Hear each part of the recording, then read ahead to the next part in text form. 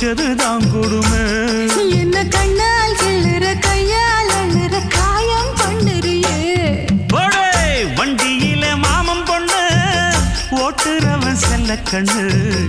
எங்க விட்டு ராணி வாரா எல்லாம் வந்து பார்த்துக்குங்க.